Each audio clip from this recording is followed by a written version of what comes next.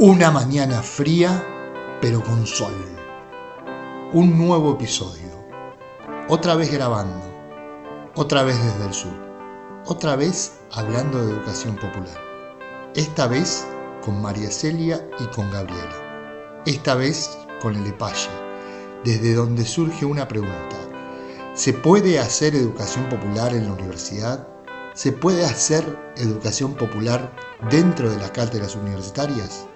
Bueno, en esta conversación con dos integrantes del taller EPAYE, Estrategias para Aprender y Enseñar, vamos a tratar de ver si esto es posible y si sigue siendo un problema a plantear, buscando posibles respuestas.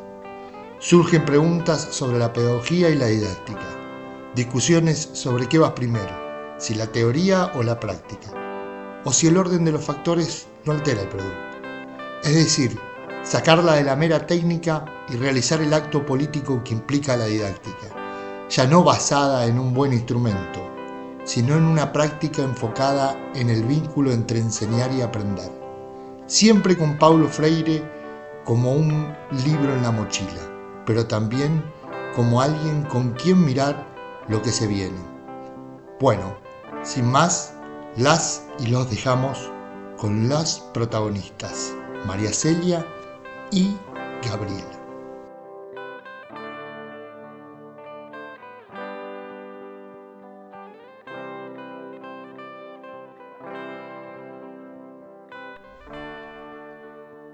Bueno, buenos días, buenas tardes, del lugar de donde estén en el mundo. Esto empieza en el episodio número 10 y estamos acá con gente de El EPAYE, que este iba a ser en realidad el primer episodio de todos, o el nacimiento de la idea. De alguna forma era poder registrar esta experiencia. Y estamos hoy acá con Gabriela Barral y María Celia Maglione, dos integrantes de este equipo. Y bueno, en principio vamos con la parte de la presentación, que es Gabriela Barral. ¿Quién sos? ¿Cómo llegás al EPAYE? Bueno, yo soy nacida en Buenos Aires y migrada a la Patagonia con esa ilusión que a veces tenemos los porteños, o esa idealización de lo que es la Patagonia. Y aquí me encuentro hace 32 años que vivo acá. Ya tengo más años de patagónica que de porteña. Creo que eso me define. Soy de profesión, soy bióloga y trabajo en la universidad, soy docente universitaria y llegué al EPAYE por incomodidad. Era yo auxiliar de cátedra y veía muchas situaciones que me hacían ruido, porque yo supuestamente venía de una universidad grande donde uno supuestamente era un número, y llegué a una universidad más pequeña, a una facultad más pequeña, donde los estudiantes y las estudiantes ya no eran un número, pero yo veía muchas situaciones que me incomodaban dentro de la clase. Cuando decís de Buenos Aires, ¿es de qué ciudad? Buenos Aires, sí. ¿Capital Federal? Sí. ¿Barrio? Villa del Parque. Villa del Parque. Porque acá estamos también con otra. Y estudiaste en la Universidad Nacional de Buenos Aires. Sí. La UBA, ¿no? Bueno, y acá estamos con otra porteña que es de Almagro, si mal no entiendo. Yo soy Almagro, sí. Otra integrante más de. No sé, cachito mío sigue siendo. De la capital federal argentina. Exacto. Bueno, Celia. Sí, bueno, yo estudié primero magisterio, fui maestra normal nacional, y después, dentro de la necesidad de seguir sosteniendo eso que era lo que yo quería hacer, estudié Ciencias de la Educación. Me recibí justo en el momento en que arrancaba la oscuridad de Onganía, ¿no? En el 65. Viví la necesidad de salir de aquello que me llevó 7 años para hacer. Yo 7 años trabajando, luchando, pude hacer la carrera. Cuando hubiera podido seguir el doctorado, que en ese momento era profesorado y doctorado, aparece ya la necesidad de salirse de la universidad, ¿no? Así que eso al principio me pareció terrible. Después me llevó a darme cuenta que había podido estar en aula, había podido estar haciendo lo que a mí me gustaba tanto, gracias a que se me cerraron las puertas de la universidad. En 1982 decidimos con el que en ese momento era mi compañero y con mi hijo chiquito, llegar a San Martín de los Andes. Un cambio enorme, profundo, pero que me llevó a la satisfacción de trabajar en el Instituto de Formación Docente, número 3. Primero, durante el 82 y 83, poder estar en lo histórico de la provincia, que era que empezábamos a ser ya de nivel terciario, cuando antes éramos un anexo del secundario. O sea que eso ponía en valor, digamos, la formación docente. Fueron años hermosos, muy, muy bellos. Ahí trabajé mucho educación por el arte, porque yo venía de una escuela que trabajaba educación por el arte. Pudimos formar un lindo trabajo de el arte y la ciencia en conjunto. Eso fue muy satisfactorio. Cuando llegó acá, llegó con una mochila enorme de experiencia de ese tipo, pero ya jubilada, en el 99. Pensé que ya no iba a hacer más nada. Me llaman para incorporarme a la Facultad de Turismo para trabajar un proyecto que me pareció rarísimo, que era trabajar en el mejoramiento de la calidad de la enseñanza, o sea, en lo didáctico y pedagógico de la formación de los docentes que trabajaban ahí como docentes. Y eso me pareció muy interesante para hacer. Esto ya en la Universidad Nacional del Comahue. Me incorporo en ese momento desde lo que era mi nueva vida en Neuquén y de jubilada, me incorporo ahí. ¿Qué pasa? Yo había hecho apenas un año antes de esto, en el 2000, había empezado en el Easy College de acá, con un módulo que se llamaba Conocimiento, donde trabajábamos con maestros, profesores, directores de escuela de todos los niveles, y ahí yo había puesto en práctica talleres que terminé llamándolos EPAYE. EPAYE era una sigla, Estrategias para Aprender y Enseñar. Y bueno, y a partir de ver cómo eso entusiasmaba a los docentes, pensaban que era algo diferente, porque EPAYE buscaba que los docentes se dieran cuenta que aprendían. Algo que parece una incoherencia, pero que es así. En la formación se aprende a enseñar y se pone tanto énfasis que de repente nos olvidamos que aprendemos, ¿no? Nos desencarnamos, un concepto que empecé a trabajar en ese momento, porque ¿qué pasa con nosotros, no? Cuando estamos tratando de planificar cómo enseñar algo, totalmente alejados de lo que nos significó a nosotros aprender sobre ese algo, ¿no? Es un corte tremendo. Bueno, cuando yo planteo eso con muchas ganas, con talleres donde se usaba el lenguaje verbal, el lenguaje musical, las construcciones, las preguntas, aparece la posibilidad de llevarlo al Congreso de La Habana en el 2001. Allí ya tengo que sistematizarlo y entonces planteo ya los 3 pasos que significan cómo llegar a ese aprendizaje. Por un lado, lograr que empecemos por la experiencia, por la práctica, por observar a ese objeto, a esa cosa que nosotros queremos abordar, por necesidad o a veces porque tenemos ganas de aprenderlo. Las dos cosas es lo mejor que nos puede pasar, sentir la necesidad y sentir el deseo. Una vez que se logra eso, llegar a la reflexión y a partir de eso llegar de vuelta a la otra práctica. Cuando llego a La Habana con ese material, me encuentro chicas de México, maestras de México, que me cuentan de que esto está interesante y que se está empezando a hacer en México.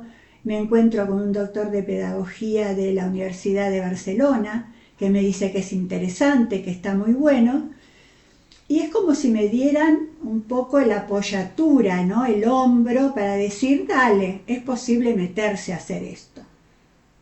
Cuando vuelvo, me llaman, me hacen este llamado de la universidad. Por lo tanto, en octubre del 2001, me encuentro en el ámbito universitario. Aquel que me echó en el 65, me recibe en este momento, ¿no? Y me recibe cuando yo ya trabajé mucho en aula, trabajé mucho en lo que significa realmente la docencia, que es el estar con el otro, estar con personas de carne y hueso. Entonces lo que propuse fue, bueno, miren, puedo ayudar en ese proyecto, pero desde una capacitación que yo llamo EPAYE, que se puede hacer en servicio, podríamos tener horas con los docentes dentro de sus horas de clase. Claro, cuando empezamos eso, decían, hoy nos toca el EPAYE. Hoy vamos al EPAYE. Y termina siendo EPAYE como un nombre, como una estructura, ¿no? A partir de ahí vuelvo a sistematizar.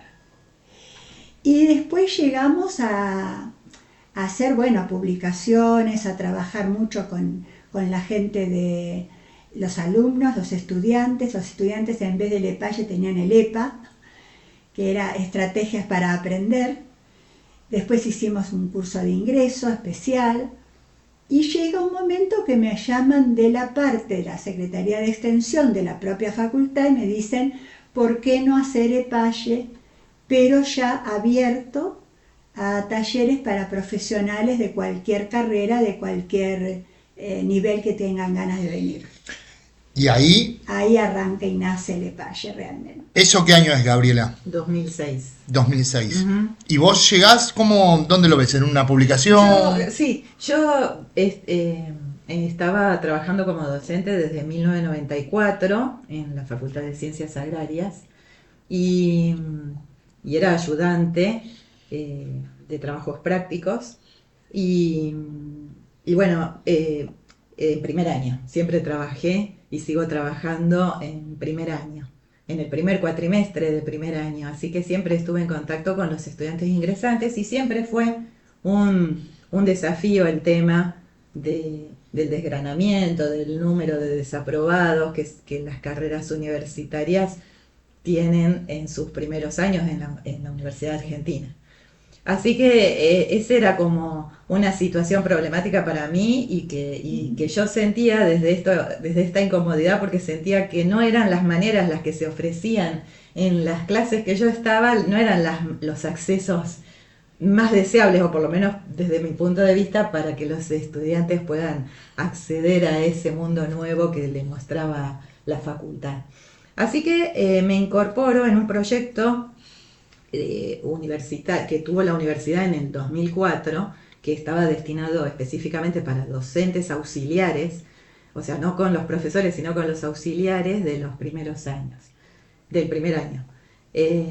Y ahí tuvimos una serie de reuniones y capacitaciones. En una de las instancias invitan a gente de la Facultad de Turismo que tenía una experiencia interesante para comentar. Y ahí la conozco a María Celia y en realidad no registré su nombre para nada. Lo que registré fueron sus palabras y lo que habló, que me pareció una cosa que nunca la había escuchado, lo de interdisciplinariedad, lo de hacer talleres con docentes de diferentes asignaturas y todos trabajando juntos. Fue una charla muy corta, creo, porque estas instancias de jornadas completas con una gente atrás de otra exponiendo, la habían reducido a unos 10 minutos nada más, pero a mí me quedó eso, y ahí quedó, en un rincón del recuerdo. Y en el año 2006, de casualidad, en el diario salió la publicación de que se ofrecía esta capacitación para docentes universitarios en la Facultad de Turismo. Entonces me acerqué a la Facultad de Turismo y pregunté, cuando fui para averiguar de esta capacitación, dije, ¿quién da esta capacitación? Entonces me dijeron, supongo, María Celia Maglioni, o sea, tampoco lo retuve ahí el nombre, pero digo, ¿es la persona que viene trabajando ya desde el 2004? Sí, me dijeron, bueno, me anoto. Y el primer encuentro que tuvimos en la Facultad de Turismo ya me desconcertó, porque fue en la sala de informática. Y nos sentaron frente a computadoras y yo dije, uy, esto no, me parece que no es lo que estoy buscando. ¿Qué me retuvo inicialmente? Algo que también me sorprendió y que nunca había pasado, que era que la profesora que iba a dar la capacitación estaba en el pasillo recibiendo a cada uno de los que íbamos entrando, recibiéndolos con un abrazo, presentándose personalmente, y eso también, digamos, fue algo que me llamó la atención. Y bueno, y ahí empezó la relación con el EPAYE, que también fue gracioso el nombre del taller, EPAYE, Estrategias para Aprender y Enseñar, y yo, bueno, nada, suena mejor que EPEYA, pero nunca, después fui aprendiendo y comprendiendo que no era una cosa arbitraria el poner el aprender antes que el enseñar. Claro. En esa sigla. Y Fue un desafío ese de llevarlos a la informática, porque habíamos armado todo un trabajo que ellos tenían que ir mirando y haciendo como una retroalimentación en parejas. ¿Por qué? Porque la sensación mía era: hay que romper la idea de que la didáctica es aburridísima. Ellos van a venir dispuestos a escuchar a una profesora de ciencias de educación, de por sí ya muy devaluados, con razón. Y van a decir, bueno, otra vez que la didáctica, no, que la pedagogía. Entonces había que luchar contra eso, y la verdad que los matamos, porque pusimos algo tan raro, tan diferente, que bueno, salieron todos contentos, como la primera eran 10 talleres, 10 encuentros. 10 encuentros, 20 personas. ¿Y esas 20 personas qué eran? ¿De qué facultades era ¿Vos te acordás más o menos? Cantidad de profesiones. Y en realidad era para profesionales, no necesariamente docentes. Entonces había 2 o 3 compañeras que trabajaban en rentas acá en Neuquén. Sí. Había Boy Scout. Había profes del secundario. Había... Creo que incluso había una directora o algo así, y una profesora de jardín de infantes, de nivel inicial. No me acuerdo si en ese momento fue que estaba el enfermero también. Me parece, no sé. Sí, pero bastante heterogénea. Sí, una diversidad preciosa. Después nos dimos cuenta que era de una riqueza. La diferencia cuando uno da un taller de este tipo en servicio, donde están todos los que están dentro de esa institución, que además tienen toda esta cuestión de las diferencias, las competencias, algunos se llevan bien, otros no tanto, hay como una cosa ya de herencia que no es muy buena. En cambio ellos empezaron a relacionarse de una manera tan libre, tan hermosa, mostrando perspectivas tan diferentes con respecto a lo que consideraban lo que era educar, ¿no? Y después sacarles esta idea de que porque no eran de carrera de docentes, no eran educadores, si estaban siendo educadores. Y ahí aparece esta historia que yo después termino de sistematizar como definición para entender por qué cualquiera puede llegar a ser educador, pero ¿qué necesita para hacerlo?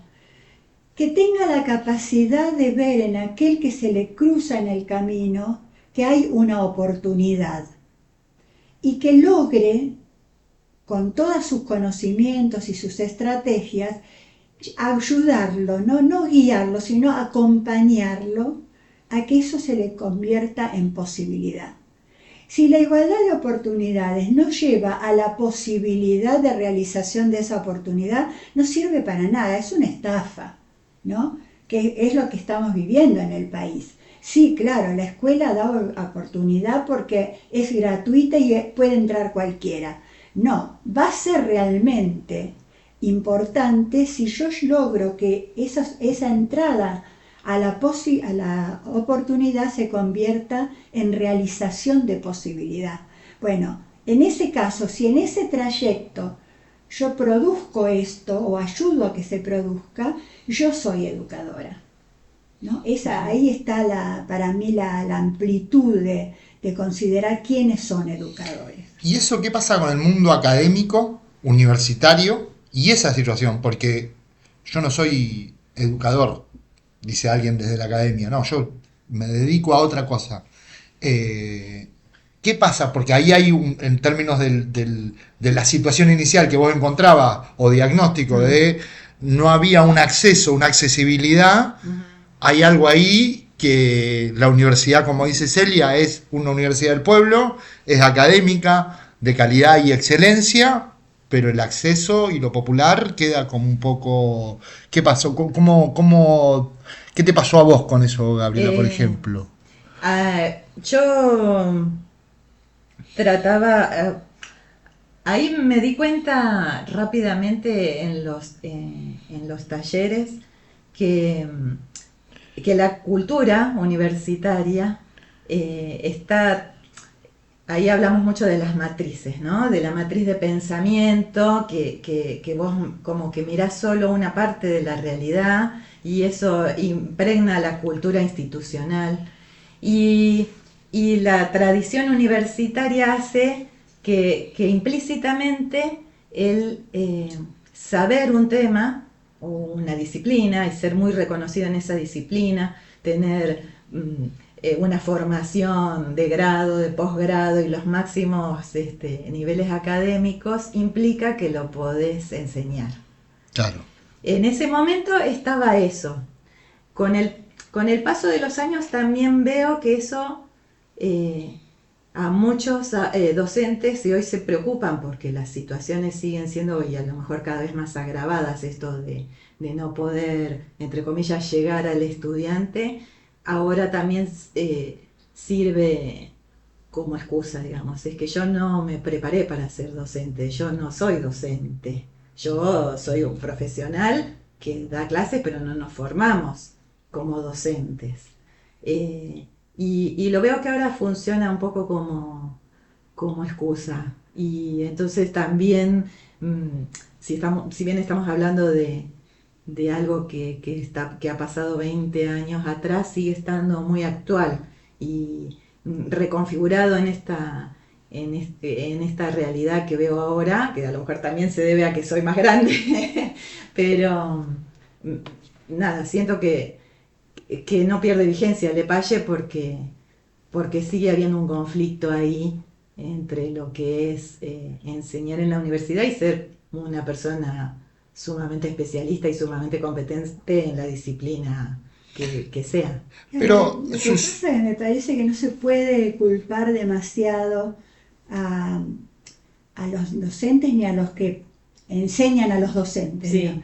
Porque en realidad la matriz viene de tan lejos. Sí. Esta repetición de que somos los transmisores de contenidos, ¿no?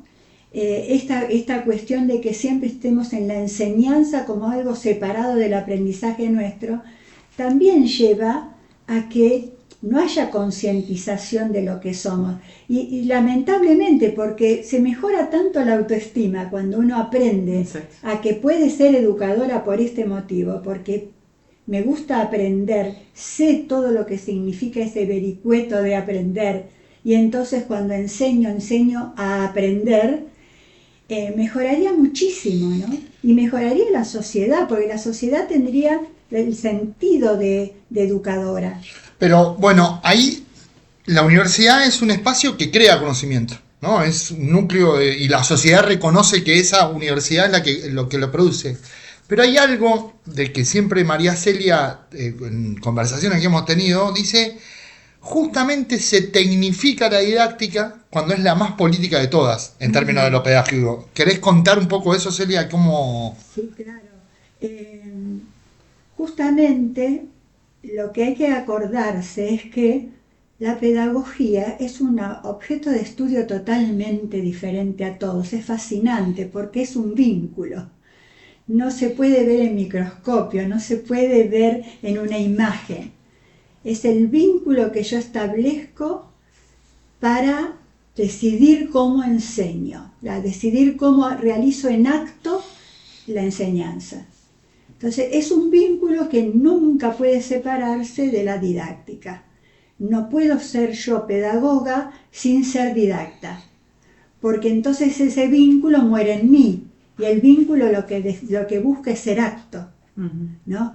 Yo lo que quiero cuando enseño es enseñar, por lo tanto tengo que buscar la manera en que eso sea acto. Por lo tanto tengo que pensar desde qué cosmovisión decido qué es la pedagogía, que se establece la pedagogía, para decidir desde qué cosmovisión realizo la didáctica.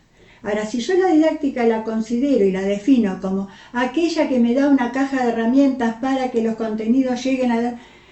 me parece como si fuera de lo más objetivo. Yo agarro la pinza, el martillo, los clavos, todo bárbaro, claro. No hay ningún problema.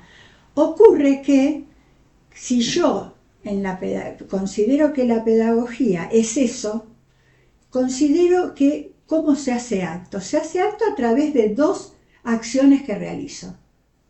Una que es la disciplinaria. Yo establezco qué disciplina va a haber en esa ida y vuelta con el que está conmigo trabajando ese acto, que es el estudiante. Entonces, esa disciplina puede ser hacerle callar la boca, esa disciplina puede ser sanciono aquello que me parece que está prohibido, porque yo considero que hay cosas prohibidas y cosas que no. Es decir, toda mi cosmovisión, toda mi idea de aquello que es lo bueno, lo malo, lo regular, lo lindo, lo feo, todo aquello que yo tengo incorporado va a convertirse dentro de la pedagogía en un estilo disciplinario. Cómo saludo, cómo me relaciono, por qué establezco determinadas formas de trabajo en el aula. ¿Qué pasa? Si yo tengo esa postura, voy a tener la misma postura en la didáctica. ¿Qué voy a plantear en la didáctica? Voy a plantear que esa persona pueda encontrar la autonomía en el conocimiento. Voy a tratar de que yo pueda darle herramientas que él necesite verificar, que él necesite replantear. Si yo todo el tiempo trabajo en la tarea, define cómo es tal cosa, quiero que trabaje sobre el concepto de cultura de tal autor, busca en la página tal cosa. Si todo el tiempo la tarea mía es esa, yo estoy poniendo lo instrumental en la didáctica. Es una didáctica que va a impedir totalmente la autonomía y la crítica.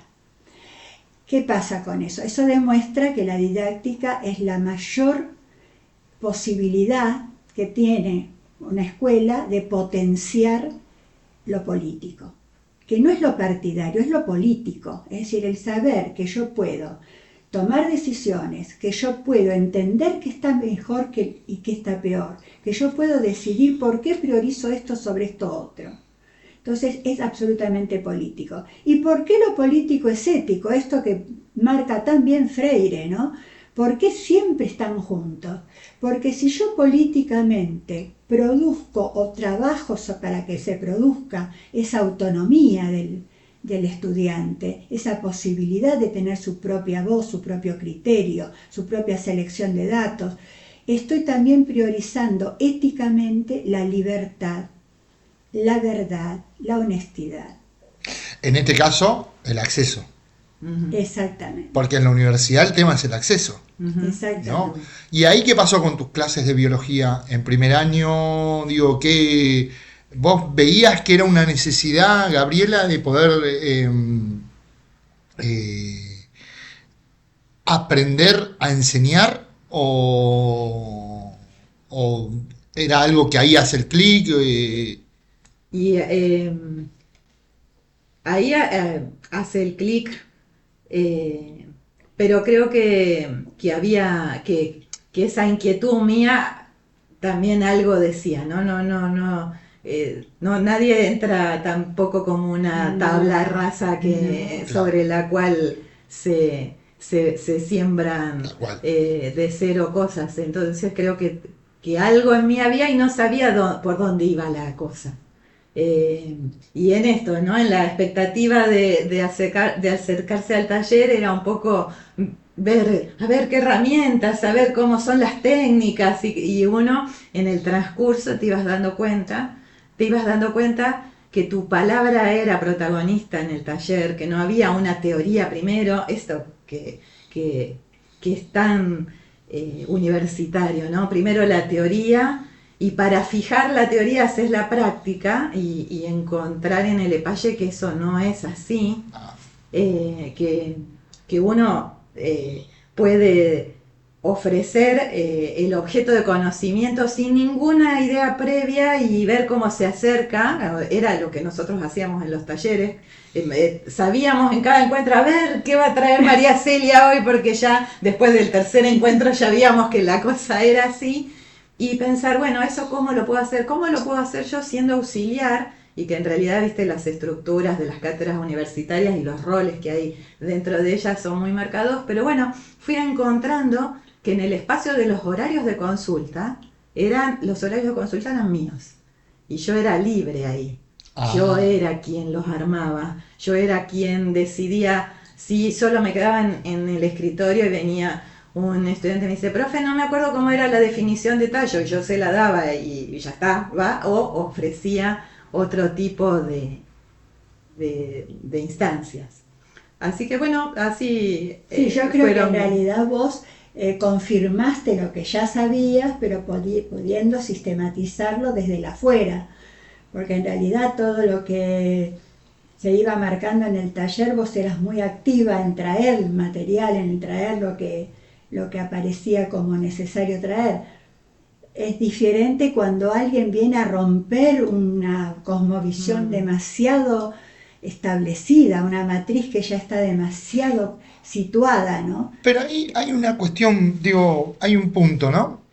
Que es que a mí me hace ruido, de alguna forma, porque uno puede pararse en una clase expositiva en la universidad y empezar con toda una teoría, como decía Gabriela recién, bueno, y en algún momento el profe de práctica va a enseñar algo, ahí van a trabajar esa parte, o si no, vayan a un horario de consulta. Pero yo puedo estar 2 horas o 3 horas, que es lo que dura más o menos una clase teórica, hablándole al universo y que nadie me responda, o que no tenga... Después decir, bueno, es porque no saben, esa puede ser mis primeros 5 años.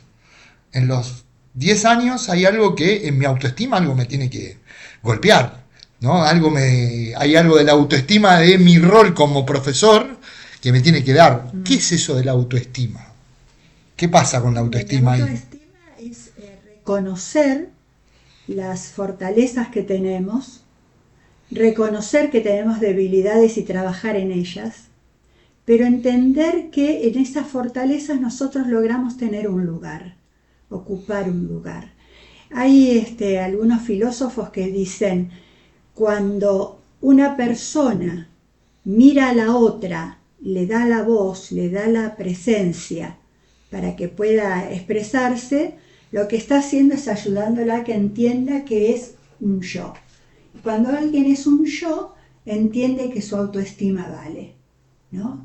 Entonces, ¿cuál es el motivo de que muchas veces el docente está muy vulnerable con respecto a su autoestima y entonces tampoco puede ayudar a la autoestima de los estudiantes, ¿no? Es como que se hace un círculo vicioso.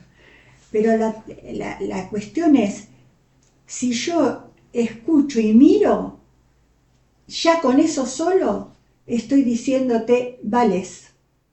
Yo te estoy escuchando porque vos tenés algo que decir y me lo estás diciendo.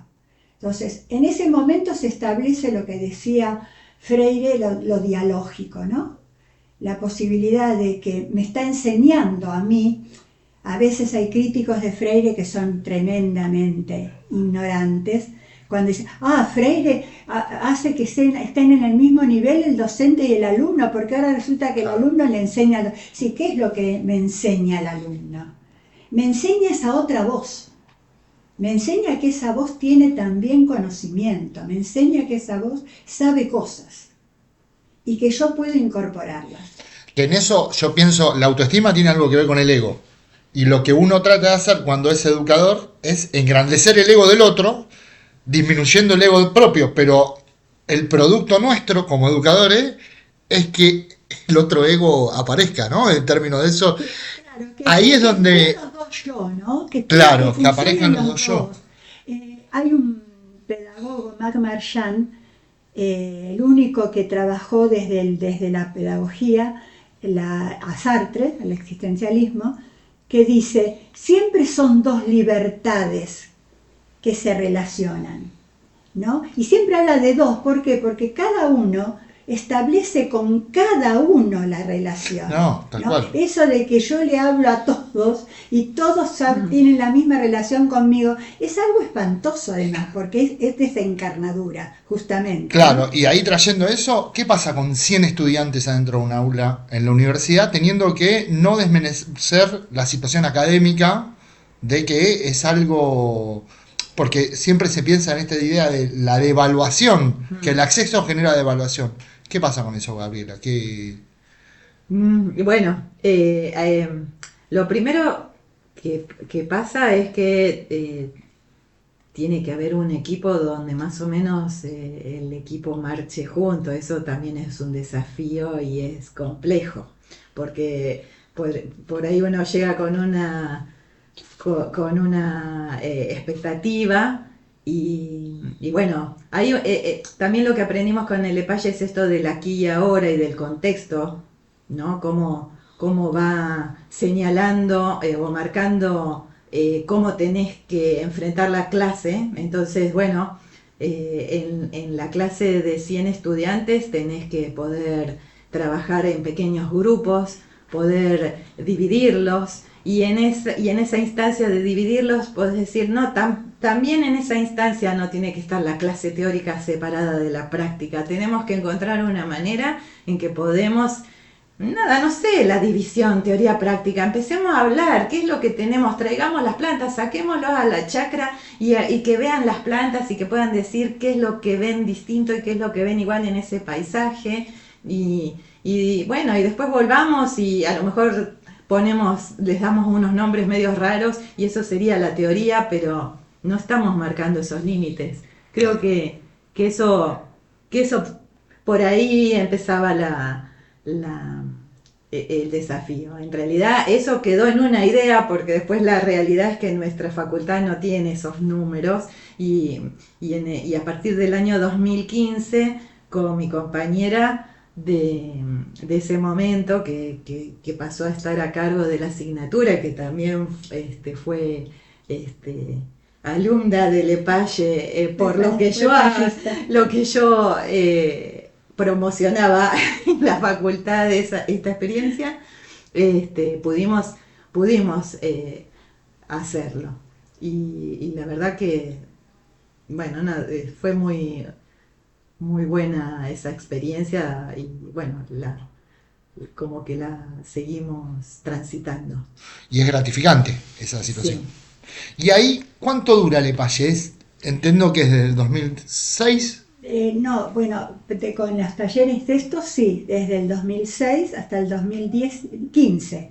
El 16 fue como el cierre, donde trabajamos con los docentes. Lo que pasa es que el EPAYE se fue como abriendo a otras facultades, y hicimos también con la facultad, en Roca y en Neuquén, con asistencia social. Después hicimos algunas cosas, hacíamos con ustedes también, sí, la carrera de ustedes, y después hicimos con enfermería y con la carrera de higiene, ¿cómo es que se llama? Licenciatura en saneamiento ambiental de FACES. Otra vez lo mismo sentí, ¿no? La diferencia cuando se trabaja con diversidad y cuando se trabaja ya encerrados en una burbuja que es cada una de las facultades, ¿no? Se diferencia mucho. Una cosa de la que nos impresionaba mucho a nosotros era cómo se lo había logrado tanto esta desencarnadura, al punto de que, por ejemplo, hacer un trabajo corporal era como llevarlos no sé, a trabajo forzado, ¿no? Evitar el cuerpo, ¿no? No entender que pasan tantas cosas por el cuerpo. Nosotros tuvimos la suerte de hacer unos talleres paralelos al Lepage, pero dentro del espíritu del Lepage, que se llamó De Morir a los Ninjas, donde un sensei de Nimpo nos permitió ver cómo se pasaba por el cuerpo la noción de complejidad, cómo llegábamos a entender la complejidad a partir de lo corporal, ¿no? Y fueron valiosísimas. Y otra anécdota que me acuerdo mucho de esta insensibilidad, ¿no? Que llega a un punto de enfermedad. ¿Te acordás cuando hicimos la clase con los tejidos? A nosotros nos gustaba siempre que el aula fuera parte del taller, ¿no? Que el aula también viviera como taller. Algunas veces... Aula, decís la parte de edilicia. El espacio, claro. Porque recién hablaban del aula, puede salir afuera, irse afuera al jardín. Pero en ese espacio donde se establece el acto, un acto que para mí siempre digo es lo más antropológico, lo más humano, para mí en ese momento se convierte en un lugar sagrado, ¿no? O sea, el lugar donde podemos hacer un acto donde toda la humanidad se puede poner en juego, ¿no? El templo del educador. No como templo, sino como esta cosa sagrada de los mapuches, o de que está en la tierra, que está en el árbol, que está en la piedra, que está en el cielo, en el paisaje, ¿no? Esto que nos invita como a sentirnos parte de algo importante, algo que nos llena de placer, de curiosidad, de búsqueda, ¿no? Esos instantes, que desgraciadamente se convierten a veces en chicos, cállense, ya empieza la clase, y plum, plum, el timbre y esas cosas. Silla individual en la universidad, digo, claro, típica, claro. No hay sillas comunes, pocas facultades tienen sillas comunes, ¿no? Mesas comunes. La idea era que el aula siempre fuera una sorpresa, el espacio ese fuera una sorpresa. Entonces con la gente de higiene y de enfermería sentíamos que había como una cosa muy, muy complicada y decíamos, justo enfermería que necesita tener tanto contacto, ¿no? El concepto de cuidado, de lo claro. filosófico del cuidado, bueno, ¿no? Te agarro el brazo y te voy a poner la jeringa. Entonces pensamos en esto de lo textil, ¿no? La cosa del tejido como texto, ¿no? El tejido y texto. Y bueno, Gabriela, Emilia, que es una de nuestras compañeras, todas buscamos material en casa, una pañoleta, una agarradera.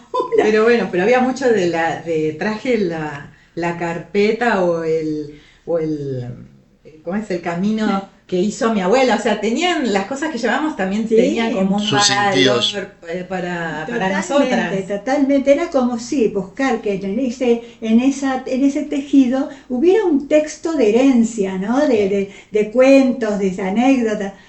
Y las fuimos poniendo, estábamos chochas todas. En el taller serían 15 personas como mucho.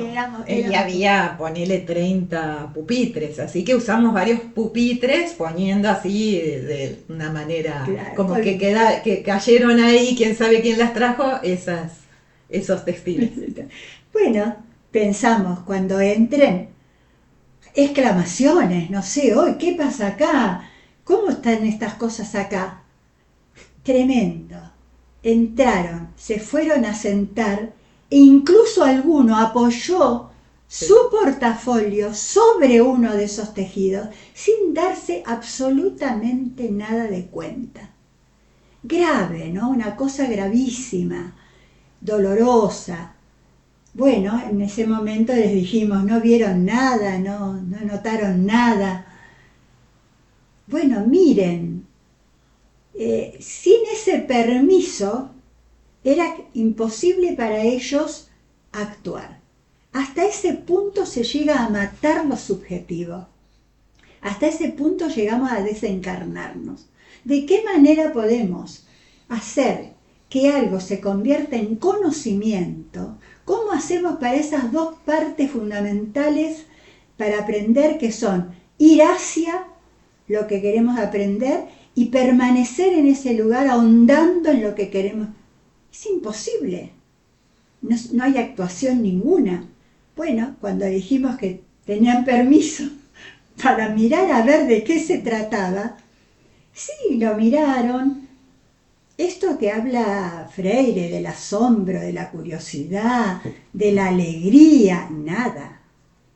Lo que en realidad buscábamos era entender que el programa, que las materias, son todas tejidas entre distintos conocimientos, todo se teje en las palabras, ¿no? Por eso texto y tejido tienen la misma etimología.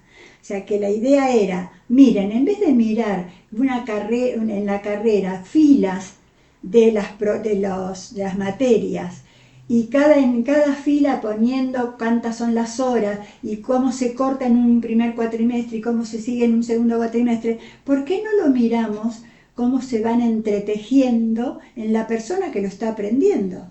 Porque si no, la persona que lo está aprendiendo, si lo aprende con esa misma imagen, es lo que dicen los pibes. Hoy saqué 4 materias y estoy chocho. Bueno, pero ahí, claro, pasa una situación que es el plan de estudio. Es muy difícil de innovar en el plan de estudio o modificar o llevar a alguna situación, no solo por la dimensión curricular, digo, de qué se va a enseñar en cada lugar, sino por esta falta de entretejido, ¿no? En términos de...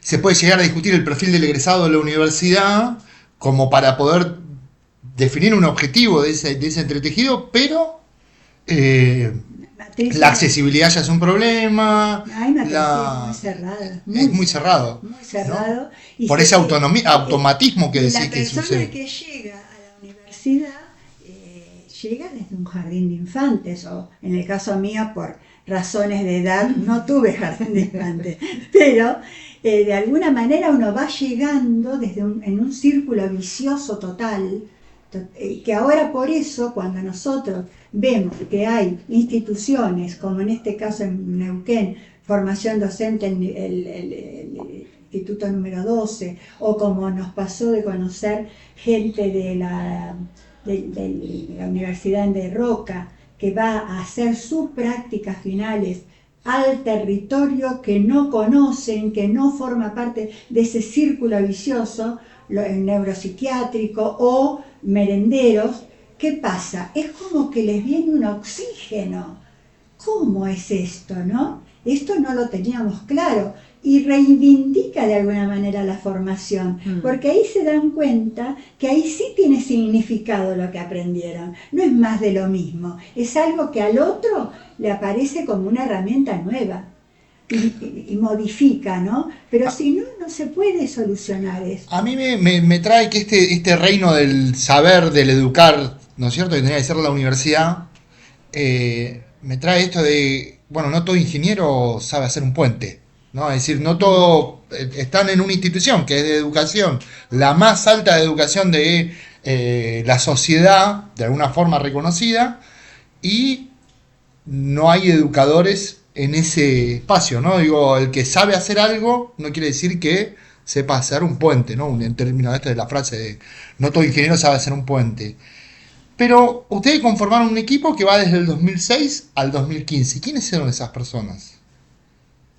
¿Cómo? En esos equipos estaban, ¿quién? Ah, bueno, algunas de las personas que hicieron los primeros EPAYES se convierten en epayistas para trabajar con los nuevos epayistas.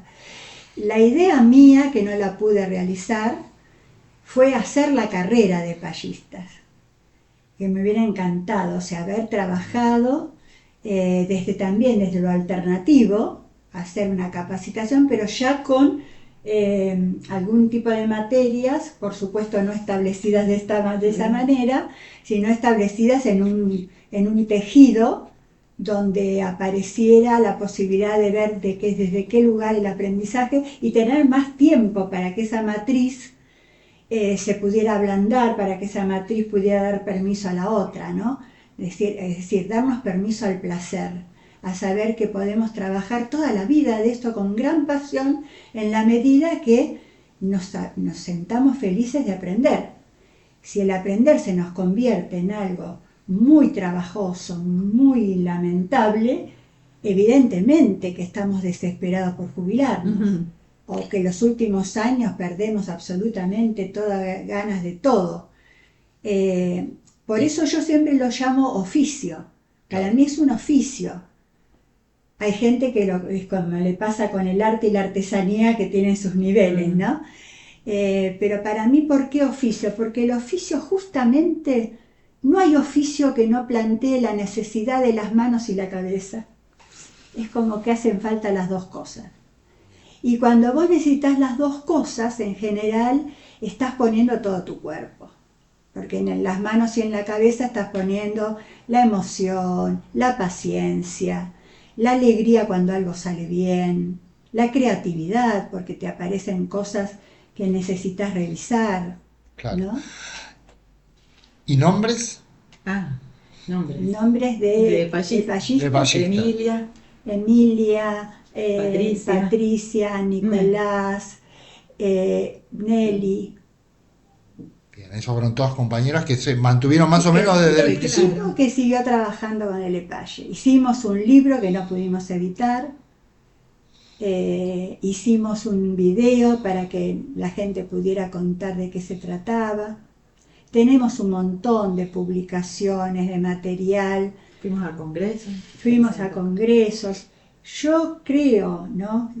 Con Gabriela lo veremos y con Emilia, con Patricia o con Nicolás. Pero creo que hoy Palle tiene como un desafío grande, porque los quienes de hoy, hay que estar con los quienes de hoy. ¿Qué va a pasar, ¿no? ¿Qué pasa con la inteligencia artificial? ¿Qué pasa con los algoritmos? ¿Qué pasa con Silicon Valley? ¿Qué pasa con las colonizaciones culturales? Hay una encrucijada en la universidad en términos de esto, ¿no? Sí, y creo que también, y yo lo uniría ahí con la cuestión de la autoestima, porque me parece que esto que hablábamos de la docencia y de poder superar esta cuestión de lo que tiene que ser lo formal, que tiene que existir porque es un ámbito de educación formal, pero cuál es nuestra libertad y cómo y dónde estamos en ese complejo entretejido, cuál es nuestro lugar, o si nuestro lugar a lo mejor es también cambiante y tiene que ir adaptándose y no conservar esas formas y esos modos y esa cultura que la venimos, digamos, que es casi tan vieja como la universidad, ¿no? Es como de las instituciones que en el mundo actual son de las más viejas. De la modernidad. Me parece que el docente tiene muchas incertidumbres, muchas complejidades, muchas cosas que ahora cada vez cambian a un ritmo más acelerado. Por ahí, María Celia, sus profesores a lo mejor toda su vida no tuvieron grandes desafíos en su manera de dar la clase o de encarar la formación de los estudiantes como yo en mi carrera, que cuando empecé a estudiar ni siquiera había computadora y ahora hay inteligencia artificial, ¿no? Y en la vida profesional que yo tengo hubo desde la tiza hasta googleémoslo con el celular y trabajar con los celulares con los estudiantes. Eso da incertidumbre, da temor. Me parece que el docente también está esperando una legitimación del poderse dar el permiso, esto que decíamos. ¿Por qué la clase tiene que ser todos sentaditos en línea, apaguemos la luz, que voy a pasar el PowerPoint? Eso, en cierta manera, a lo mejor no es el mundo más deseado del profe, pero es el que conoce, es el que está legitimado. No sé si él siente que él puede hacer otras cosas y que no necesita necesariamente una legitimación externa, y eso no implica que se va a salir de su programa, ¿no? Pero me parece que eso está faltando. Eso es porque la autoestima ¿no? es lo que está afectando, me parece, al docente. Claro, la autoestima es que para poder trabajar la autoridad pedagógica necesito autoestima, Exacto. Necesito valorarme, necesito saber que soy Sí. autoridad dentro de ese lugar, Sí. ¿no? Volviendo a Freire Sí. siempre, ¿no? En términos Sí. de, porque hay un educador y un educando, pero alguien reconoce que ese educador existe, Sí. y eso es lo que uno gana con legitimidad. Exacto. Ahora, para ya ir cerrando, ¿no? Porque a mí lo que nosotros pregoneros somos pregoneros de la educación popular. Y hay algo que se piensa que es siempre que la universidad, cuando hace educación popular, es cuando hace proyectos de coproducción o de extensión. ¿Puede existir la educación popular dentro de la cátedra de excelencia académica en la universidad? ¿O es algo que es un sueño que descartémoslo y pensemos que es un espacio de instrucción y no de educación? Digo, ¿eso qué? ¿Se animan a eso? La primera respuesta. A mí me parece que desde donde se puede ver la arista de la relación con la educación popular tiene que ver con las propias historias de los docentes desde los lugares donde venimos. No todos en nuestros hogares teníamos padres universitarios y venimos, o sea, ¿no? La universidad es universalidad. El acceso de todos también implica que los estudiantes no son todos iguales, no son todos uniformes, y que nosotros tenemos que poder comprender nuestras historias, las de nuestros compañeros, las de nuestros pares y también las de nuestros estudiantes. Comprender esos contextos diferentes, esas individualidades, creo que por ahí es la manera de poder relacionarlo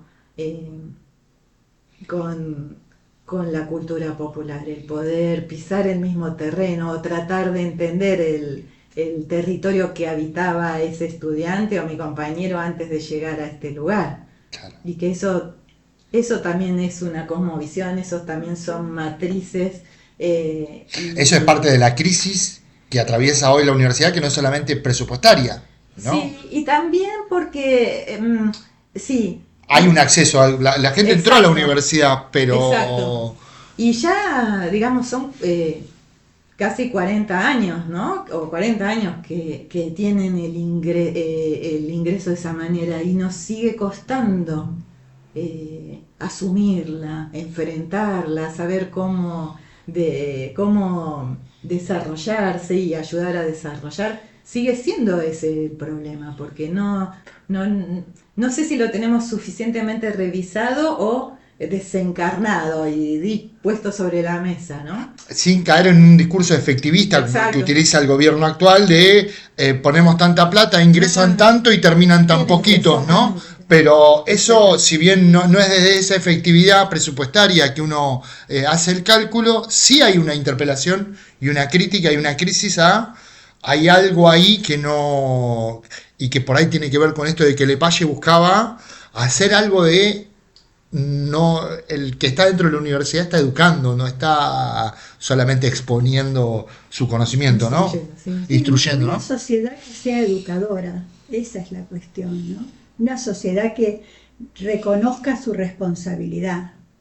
Y ser educadores es esto, ¿no? Es poner espacios libres a la creatividad, al juego, al arte, a la ciencia, entender que hay conocimientos que vienen de distintos orígenes y que cuando se juntan son maravilla, porque enriquecen un montón.